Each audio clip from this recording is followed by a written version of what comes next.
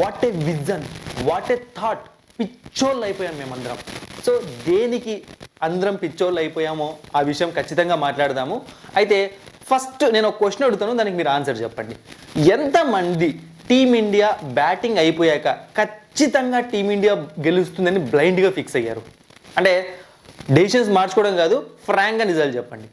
So first అయితే నా opinion చెప్తారు. మ్యాచ్ ఇన్నింగ్స్ అయిపోయాక టీమిండియా గెలుస్తుందని నేను బ్లైండ్గా ఫిక్స్ అయ్యా. కానీ ఎప్పుడైతే కేన్ విలియమ్సన్ క్రీజ్లో పాతుకుపోయాడో అప్పుడు నాకు ఒక డౌట్ ఉంది. అంటే అతను అవుట్ అయ్యే వరకు కూడా కష్టం రా బాబు అన్న ఫీలింగ్లోనే ఉన్నాను. కానీ మొత్తానికి అక్షర్ పటేల్ మ్యాజిక్ చేశాడు. తన స్పెల్లో లాస్ట్ బాల్కి అవుట్ చేశాడు, స్టంప్డ్గా వెనుదిరిగాడు. ఇక India versus Australia semi-final, New Zealand versus south Africa ఇంకొక సెమీఫైనల్ జరగబోతోంది. సో మొత్తానికి అయితే టీమిండియా ఛాంపియన్స్ ట్రోఫీ 2025లో సెమీస్లోకి ఎంటర్ అయిపోయింది. ఇప్పుడు ఈ మ్యాచ్ గురించి మాట్లాడదాం. మన వాళ్ళు చేసిన తప్పులేంటి, ఎందుకంటే గెలిచారు కాబట్టి అన్నీ కరెక్టే చేయాలి అని చెప్పి రూల్ ఏం లేదు. ఖచ్చితంగా మన వాళ్ళు కొన్ని తప్పులు చేశారు, వాటి గురించి డిస్కస్ చేద్దాము. ఫస్ట్ అయితే ఈరోజు మ్యాచ్లో కూడా మనం టాస్ ఓడిపోయాం. బ్యాక్ టు బ్యాక్ 13 మ్యాచ్లు. ఇంకా క్లియర్గా చెప్పాలి అంటే world cup 2023 world cup final దగ్గర నుంచి ఇప్పుడు బ్యాక్ టు బ్యాక్ మనం టాస్ ఓడిపోతూనే ఉన్నాం. అది కంటిన్యూ అవుతూనే ఉంది, అది పరిస్థితి. సో టాస్ ఓడిపోయాము, మనకు బ్యాటింగ్ వచ్చింది. మన టాప్ ఆర్డర్ టోటల్గా అట్టర్ ఫ్లాప్ అయిపోయింది. మ్యాట్ హెన్రీ, నేను వీడియోలో క్లియర్గా చెప్పాను చాలా జాగ్రత్తగా ఆడాలని చెప్పి. సో మ్యాట్ హెన్రీకి తోడుగా గ్లెన్ ఫిలిప్స్, వామ్ము స్వామి నువ్వు మనిషి అని అసలు, లేదంటే మనిషిలాగా డిఫరెంట్గా ఏమైనా తయారు చేశారా? ఆ క్యాచ్ ఏంట్రా స్వామి, విరాట్ కోహ్లీది అది సరే సూపర్ అనే లోపు మరి కేన్ విలియమ్సన్ కూడా ఫెంటాస్టిక్ క్యాచ్. అసలు అంటే ఫీల్డింగ్లో న్యూజిలాండ్ వాళ్ళు ఇచ్చి పడేశారు, మామూలుగా కాదనమాట. అసలు వాళ్ళ ఫీల్డింగ్కి హ్యాట్స్ ఆఫ్ చెప్పాల్సిందే. అంటే వాళ్ళ ఫీల్డింగ్ చూశాక మన ఫీల్డింగ్ని కంపేర్ చేసి నాకు చాలా తక్కువ అనిపించింది. నేను చెప్తుంది ఇదే అనమాట. అంటే కేవలం న్యూజిలాండ్తో మ్యాచే కాదు, ఈ ఛాంపియన్స్ ట్రోఫీలో మన ఫీల్డింగ్ పెద్ద గొప్పగా ఏం కనిపించట్లేదు. చాలా లూపోల్స్ కనిపిస్తున్నాయి, చాలా రాంగ్ ఫీల్డింగ్ చేస్తున్నారు. దాంతోపాటుగా కేఎల్ రాహుల్ వికెట్ కీపింగ్ కూడా కొంచెం మైనస్గా ఉంది. చాలా జాగ్రత్తగా వికెట్ కీపింగ్ చేయాలి. సో చాలా ఇంపార్టెంట్ ఛాన్సెస్ని మిస్ చేస్తున్నాడు. సో సెమీస్లో ప్రతిసారి ఇలా లక్కు మన వైపు ఉండదన్నమాట. ముఖ్యంగా నాకౌట్ మ్యాచెస్లో టీమిండియాకు లేనిదే లక్కు. సో మన ఫీల్డింగ్ కానీ కేఎల్ రాహుల్ కానీ కొంచెం జాగ్రత్తగా చూసుకోవాలి. దీని గురించి చెప్పాలనుకున్నాను. ఇక మన బ్యాటింగ్ చూసాము అంటే రోహిత్ శర్మ టోటలీ డిసప్పాయింటెడ్ అనమాట. అంటే ఎక్స్పెక్ట్ చేయలేదు. రోహిత్ శర్మ దగ్గర నుంచి ఒక పెద్ద స్కోర్ని ఎక్స్పెక్ట్ చేశాను, ఎందుకంటే బ్యాక్ టు బ్యాక్ మ్యాచెస్లో పెద్ద స్కోర్స్ కన్వర్ట్ చేయలేకపోయాడు స్కోర్స్ని. కాబట్టి ఈ మ్యాచ్లో కన్వర్ట్ చేస్తాడేమో అనుకుంటే తను తక్కువ స్కోర్ వెళ్ళిపోయాడు. ఇక Shubman Gill so minimum guarantee player అనమాట, ఈ మ్యాచ్లో మాత్రమే ఫెయిల్ అయ్యాడు. ఇక Virat Kohli last match century చేశాడు. సో తనని కూడా మనం టచ్ చేయలేమన్నమాట అఫీషియల్గా. సో ఇది పరిస్థితి టాప్ ఆర్డర్ది. కానీ శ్రేయస్ అయ్యర్ అండ్ అలాగే అక్షర్ పటేల్ ఈ ఇద్దరి మధ్య వచ్చిన 98 రన్స్ పార్ట్నర్షిప్ టీమిండియాకు ఊపిరికి పోసిందనమాట. అంటే 30కే 3 వికెట్స్. అలాంటి టైంలో ఈ ఇద్దరి పార్ట్నర్షిప్ టీమిండియాకు చాలా హెల్ప్ అయింది. మరీ ముఖ్యంగా శ్రేయస్ అయ్యర్ ఫెంటాస్టిక్ ఇన్నింగ్స్ అనమాట. అవసరమైన టైంలో తను ఏంటిని ప్రూవ్ చేసుకున్నాడు. సో ప్రెసెంట్ క్రికెట్లో శ్రేయస్ అయ్యర్కు రావాల్సిన క్రేజ్ రాలేదేమో అనిపిస్తుంది ఈరోజు ఇన్నింగ్స్ చూశాక. ఎందుకంటే సోషల్ మీడియా అంత హంగా కనిపించలేదు శ్రేయస్ అయ్యర్ది. ఇదే ఇన్నింగ్స్ ఇంకొకరు ఎవరైనా ఆడి ఉంటే, ఏ బ్యాట్స్మెన్స్ పేరు చెప్పట్లేదు, ఎవరైనా సరే ఆడి ఉంటే సో వాళ్ళ పేర్లు మ్రోగిపోయేవి. సో శ్రేయస్ అయ్యర్ డిజర్వ్డే చాలా పెద్ద అప్లస్ అనమాట.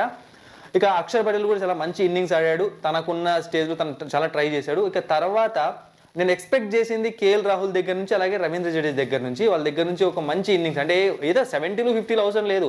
సో లాస్ట్లో కొంచెం రన్స్ చేస్తారేమనుకున్నా, ఇద్దరు ఫెయిల్ అయ్యారు. బట్ హార్దిక్ పాండ్యా తను ఏం చేయాలో అది చేసి చూపించాడు.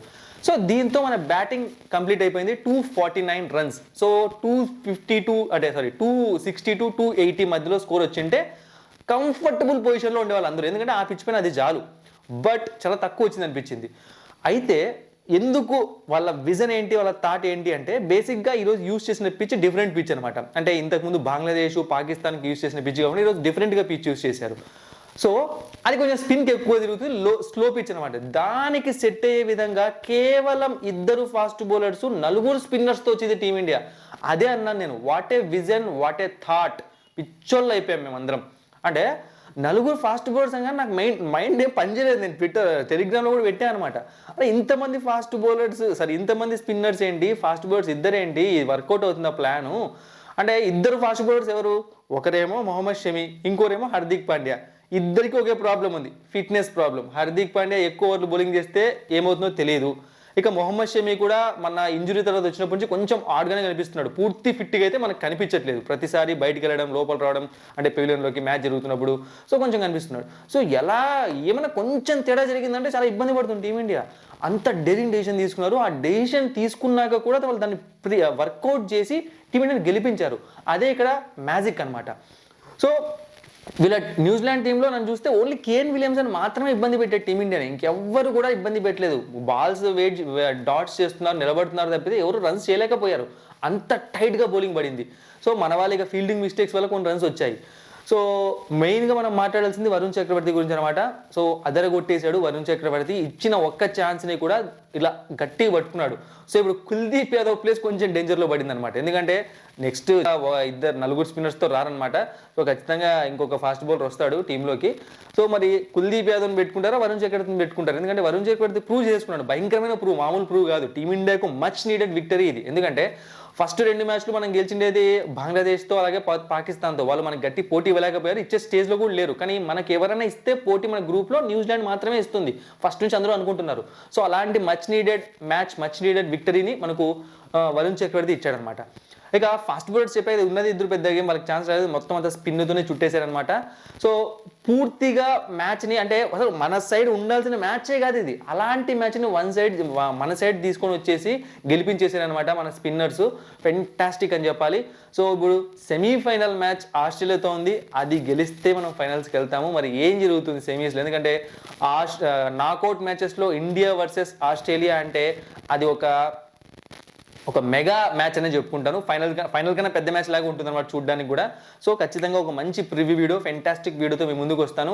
రెండు టీమ్స్లో ఎవరు ఏ విధంగా ఉన్నాయి, ఎవరు గెలిచే అవకాశం ఉంది ఎక్కువగా అని చెప్పి. సో తప్పకుండా మిస్ అవ్వకుండా వీడియో చూడండి. ఈ వీడియో నచ్చితే లైక్ చేయండి, షేర్ చేయండి, అలాగే ఛానల్ని సబ్స్క్రైబ్ చేసుకోండి. Thank you for watching and supporting me.